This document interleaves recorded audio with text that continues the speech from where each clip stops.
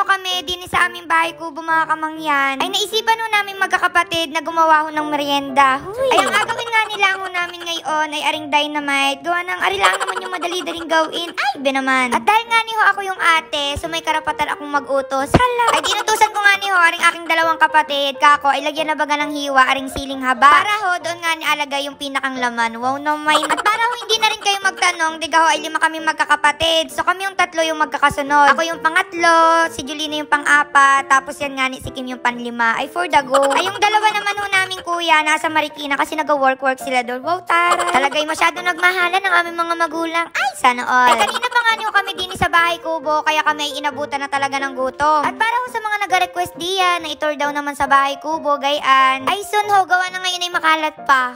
Ay maya-maya nga ni ho, ay mukhang napagod na si Julina, kaya ayan ho, at ang natira na lang ay si Kim. Ay tama. Pero sabi nga ni ho ni Julina, hindi daw naman siya natamad, so gusto lang daw niya mapagod si Kim. Huy, binamay. Ay kaya na nga ni ho, at habang busy diyan si Kim, ay nagapanggulo naman kami ni Julina. Tama yun, mabilis nga ning matatapos. At dahil nga ni ho tapos na, ayan, binabadlaan ni Kim din sa tubig. At yan na nga ni ho, at gumanti si Kim. Sabi, ay kami daw naman yung maggayat ng cheese. At andun naman siya sa tabi, nagapahinga. Pero alam nyo gaho mga kamangyan, dahil nga ni, medyo magkakalapit lang naman yung aming edad. Dahil ako ay 19. Huy, pinabata. So si Kim 18 years old, dyan si Julina ay 21. Tapos ako, secret. Huy, hindi sinabi. Basta ho, para lang kami magtotropa, gayaan. At madalas ho talaga na kung hindi nawawala, lagi kami magkakaaway.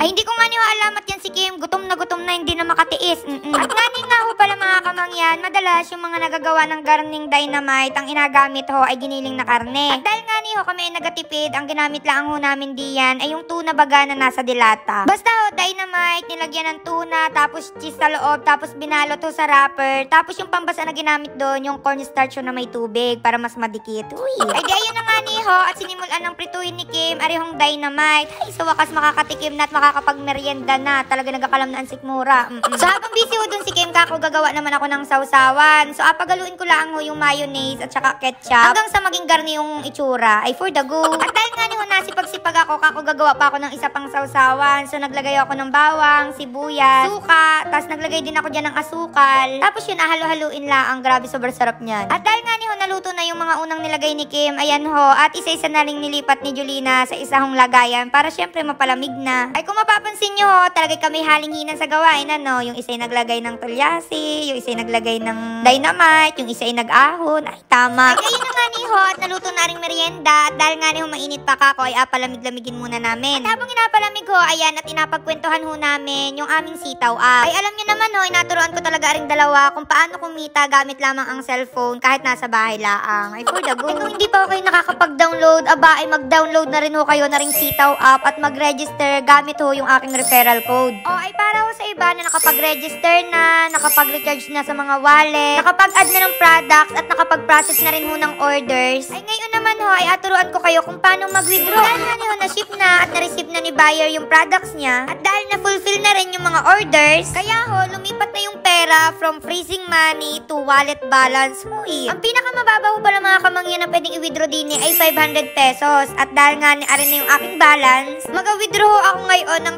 10,000. Huy, pabalato. Una ho, ay punta muna kayo sa Sitaw account, tapos scroll nyo lang ho doon, tapos pindutin nyo ho yung manage profile. Tapos ho, alagay nyo lang dyan yung bank name, account name, tapos ho, yung bank account number. Tapos ho, punta lang kayo sa wallet, tapos pindutin nyo ho yung send withdraw request. Ilagay nyo lang ho yung amount na gusto nyong i-withdraw, kunyari 1 million. Huy, ang laki naman nun. Tapos ho, ilagay nyo lang yung bank information doon sa message. Tapos, confirm. Huy. Tapos, ayun ho, hintay-hintay na lang kayo hanggang sa ma-approve yun ni Sitaw. Tapos ho, noon, ay marireceive nyo na ho yung inyong withdraw. Ay, di kayo lang kadali. Ay, dahil ho din sa Sitaw app, ay may pandagdag na ho ako sa mga bayarin sa mga gastusin. At syempre ho, may pang-date pa ako. Huy, walang gayon. So, kung gusto nyo rin ho ng ganun mga kamangyan, abay, download nyo na ho ang Sitaw app at mag-register na gamit yung aking referral code. Ay, siya, balitaan nyo ho ako pag nakaipo na kayo, ha? After mga kamangyan, ayan ho, at nagsimula na kaming kumain na rihong dynamite. Gawa ng alam nyo naman, kanina pa talaga kami nagutom, ano? Ay, gayon na nga niyo mga kamangyan, kung nagatipid ho kayo, pero nag-crave din kayo sa dynamite, ayan, pwede nyo rin ho aring itry. Dahil mura lang naman din ho yung nagastos namin dito, para mga 50k. Huy, hindi gayon. So, ayan na mga kamangyan, mamimili pa rin ako ng bibigyan ng tig to 2,000 Gcash.